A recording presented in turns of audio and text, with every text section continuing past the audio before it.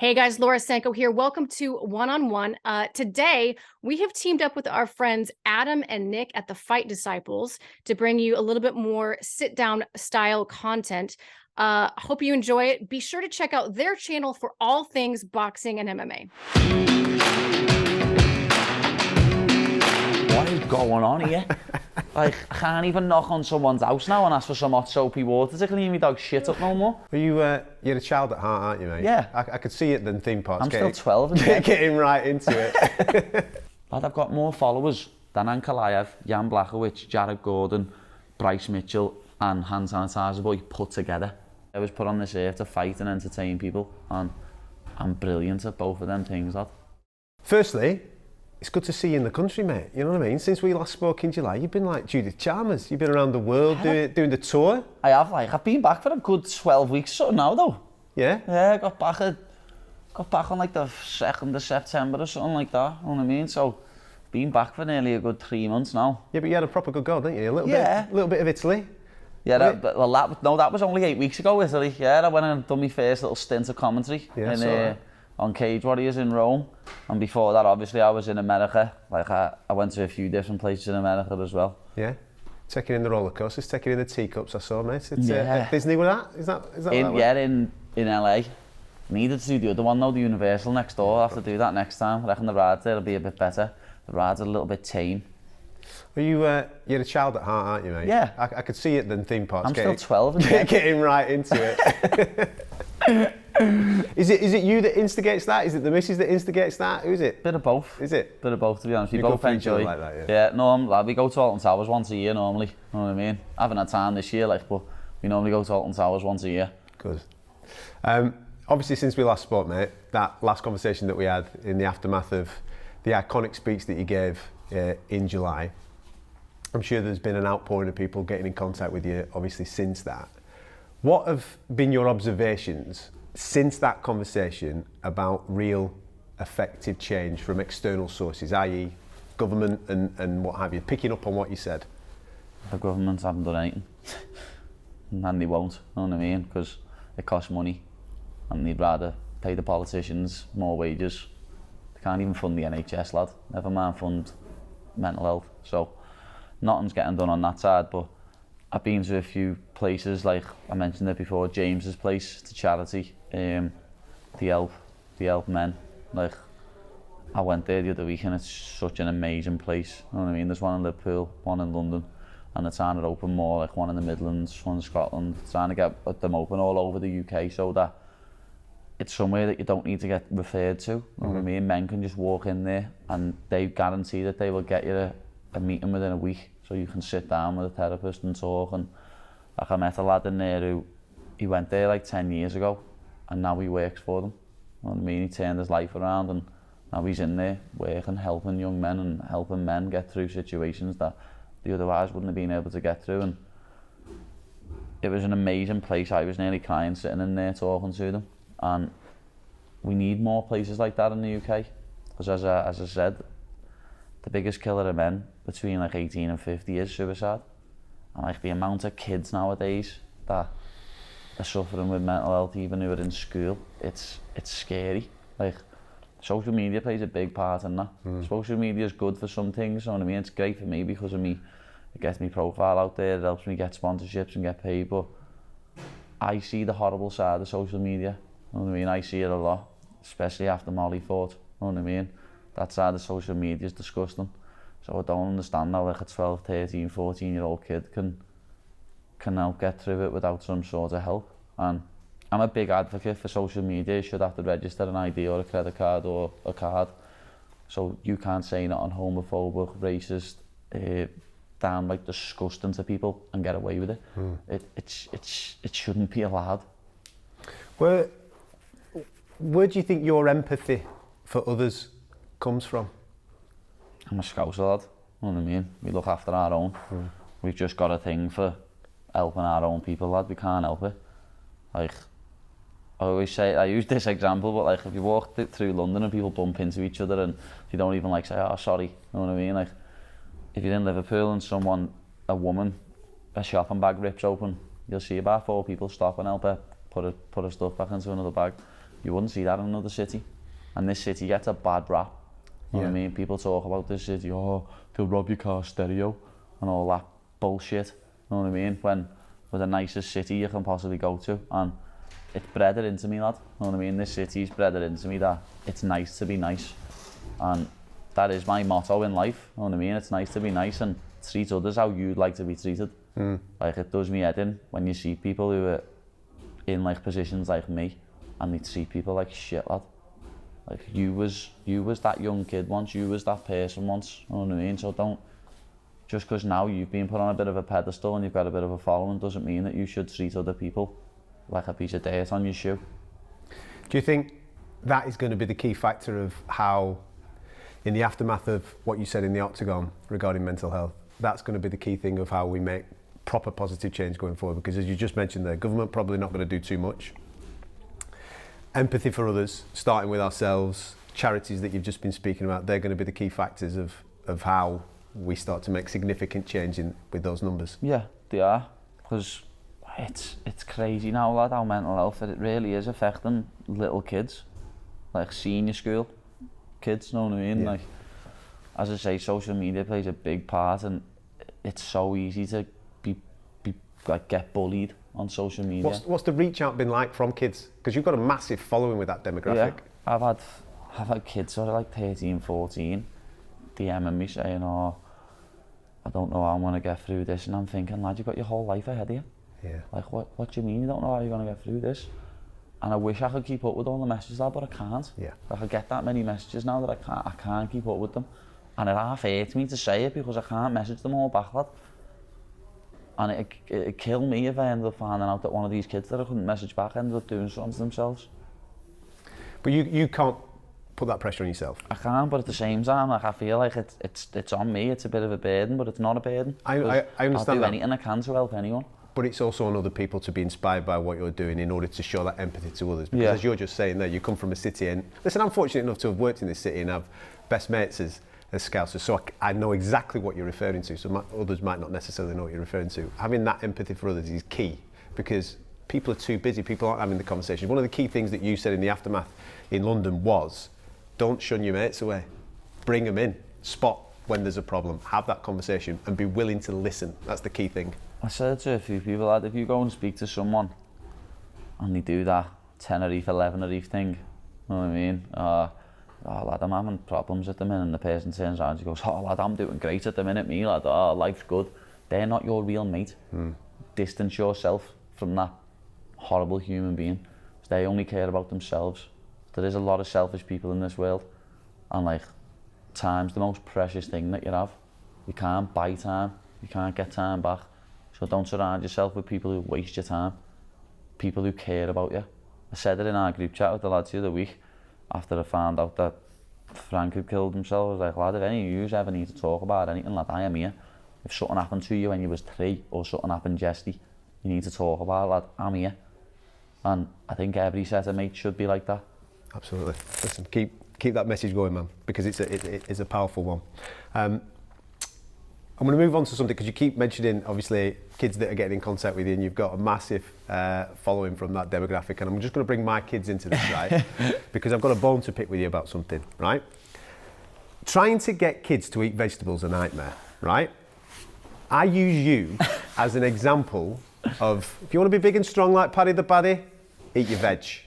So my little lad takes that on board. He goes, yeah, no worries, I'll eat my veg, Dan, and he's eating his veg. Then he comes across your YouTube channel and your chef's on there saying that Paddy has a bit of a nightmare with his vegetables. He doesn't eat his onions, he doesn't eat this, he doesn't eat... Yeah, I don't like onions. Well, you caused a nightmare in my gaff now. Don't like onions, don't like beans. That's not veg though. Onions? It's in half the food. That's little bits of shit that shouldn't be in there. You know what I mean? It does me head in, lad, when you go to and you get noodles from somewhere and it's more bean sprouts than noodles. Why do I want my noodles to be crunchy? Know what I mean? Noodles are soft, lad. Okay. Like, bean sprouts are like, they're like eating worms. Onions are disgusting. Like, when I have an onion ring, I'll pull the onion out the middle and eat the batter. But I love sweet corn, carrots, broccoli, green beans, peas. Thank you. Know what I mean? Nuts. Cabbage. Like, thank you. I'm not the biggest fan of spinach. It's just like putting leaves in your scran. Onions are dirty. Like, peppers have to have seasoning on for me to eat. So what else is there? No, you've nailed it there. Yeah, I like cauliflower. That's fine. You know what I mean? I'm happy now. I can take that home and say, listen, look, he said it now. He eats his veg. It's the texture of onions and bean sprouts, lad. Like when we was at the Cage Warriors the other week, went to have a bite of that omelette, and the little wrong'un had got onions put in it. And I had to spit it out and put it back on his plate. You know what I mean? I was like, that is disgusting, lad. What are you doing making me eat onions? It's the texture of it. Does the media fascination with my weight, with your relationship with food fascinate you? Yeah, I don't understand it, lad. It's mad. Like, it's crazy, lad. I just enjoy food. You know what I mean? Like, I started this camp like 193. I'm sure Dustin Poirier started this camp at like 195. I'm sure Khabib started this camp at like 200 plenty of times. What's the fascination with me? You know what I mean? Like, what? Just because my cheeks go chubby? That's what it is, lad. Because my cheeks grow like that, and then people Photoshop some pictures on the internet to make me look even chubbier. Like, it's the ones where they just Photoshop it a little bit, so I look even, like, you know what I mean? When they do it over the top, you can tell it's. But some people just Photoshop it a little tiny bit. But in essence, that comes back to what you were saying 2 minutes ago about mental health. Yeah. They don't know how that's affected you. I get fat shamed terribly, lad. I've mentioned it before. I get fat shamed, and if it was a woman, yeah, it'd be completely different. You know what I mean? Can't do that to women because of the bodies and all that. But you can do it to me. It's all right to just call me a fat bastard left, right, and centre, and Photoshop pictures of me to make me look bigger. That's why I got my arse out for everyone in the last fight, in my last weigh-in. Because they were like, oh, and I've seen it on this one, it's funny. I've seen someone on Twitter say the other day, not the other day, about 2 months ago, someone put on Twitter, like, one of them MMA pages, hot takes before the end of the year. People like, oh, John Jones be heavyweight champion, blah, blah, this and that. And about 4 people put, Paddy The Baddy's going to miss weight or pull out of his fight. Paddy The Baddy's going to miss weight or pull out of his fight. Lad, I woke up 172 today, or 171, and I've got 10 days to make weight. When I had a DEXA scan before, I had 66% water, I'm 9.5% body fat. Like, I haven't even got a big weight cut. I'm on less than 10 pounds to do. And there's lightweights, what do like 18 pounds. Like, what does Islam Makhachev do? And Charles, they do at least 15 pounds. You know what I mean? I don't do that. I do less than that. And people talk about my weight. Just because I enjoy getting chubby. You know what I mean? I enjoy my food, lad, especially when I'm in America. Like, do you think I'm going to stick on a diet all year round for yous? All you helmets talking shit on the internet. You sit in your armchair and go, oh, I would have got out of that guillotine and I'd kicked them. Shut up, you divvies. How's your dog's diet? He's sound, lad. He loves his food at the minute. The amount of messages I've had over his diet saying, oh, you need to get him on this, you need to get him on this. No, I don't. He'd already had 3 solid shits before that. And then just had one big sloppy one outside someone's house. So obviously, I'm not a disrespectful little rodent. How sloppy? Come on, there's sloppy scale. Lad. Yeah? The fella whose house it was sent me a DM after it, and he sent me a picture of it saying, you're not wrong, He sent you a picture of a turd? Yeah. Because it was just slop. Like, I wouldn't have been able to pick it up with a poo bag. So that's why I asked for some water to clean it up for them. I've done it before though. I've knocked on people's houses and said, can I, but this time they weren't in and the ring doorbell got me. You know what I mean? And it went, I can't believe how viral it went, like. Literally, that got sent to me 3 times before I'd got home with the dog. I was only walking like another mile. It got sent to me 3 times before I got home. And then I was on the way to Molly's thing on Saturday and I got sent it about another 28 times. And I ended up saying to people, lad, don't you think I've seen this? Like, it started to annoy me. And then in Molly's little party, everyone was like, lad, everyone keeps sending me this, everyone keeps sending me this. And then I seen it on like Sports Centre, what's got like 33 million followers. It's just like, what is going on here? Like, I can't even knock on someone's house now and ask for some hot soapy water to clean my dog's shit up no more without it going everywhere. It's crazy. Let's talk fighting. It's a solo sport, as we all know. Yeah. It can be a very lonely sport, but you seem to thrive off the camaraderie, especially what's going on in this particular gym. We've seen you recently cornering your teammates at Cage Warriors. How much of a buzz do you get of that team atmosphere here at Next Gen? This isn't like a team, it's like a family. You know what I mean? Like, everyone's here for each other. It's as simple as that. Like, everyone was asking me, oh, why aren't you in New York for Molly? It's like, because it's not just me and Molly. You know what I mean? There's not just me and Molly in here. We might be the only people signed to the UFC. We won't be in the next 12 months. But we have other lads on Cage Warriors, and obviously Ellis and Paul had to go with Molly, so me and Adam stayed here to help the other lads. And like, it just shows what a family we are. That Cullen fought on the Saturday night, got the finish, and was sparring with me in this cage on the Thursday because I needed rounds. Like it just shows what sort of family we are, what sort of team we are. Like we are the best team in the UK. How did you find that particular night? Because you had 3 wins at Cage Warriors. 3 wins, 3 first round finishes, and I called it before, and I was like, lad, we're getting 3 wins, 3 first round TKOs. But that's what happened. But then in the immediate aftermath, all the up sticks, they clear off to a restaurant to go and watch Marlon. Obviously, it doesn't go our way on that night. This sport, lad, the highest the highs and the lowest the lows. You can't really.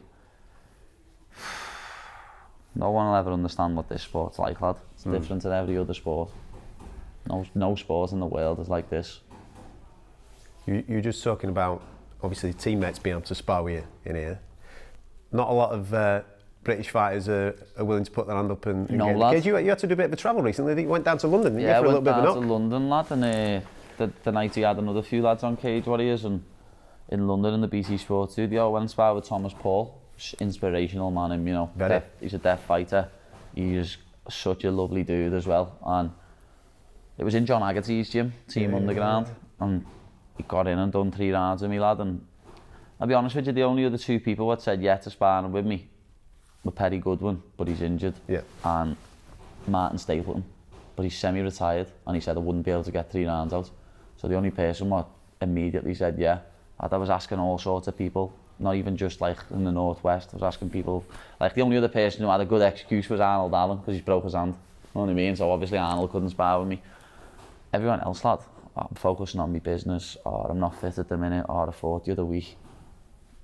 Lad, does that concern you going forward? Because obviously as you go through these levels now, that sparring, you're going to obviously want to test yourself even further when you. Well, you'll know that. I'll know for a fact that the shitbags next time, won't they, if they haven't had a fight a few weeks before, or they still say they're focusing on the business.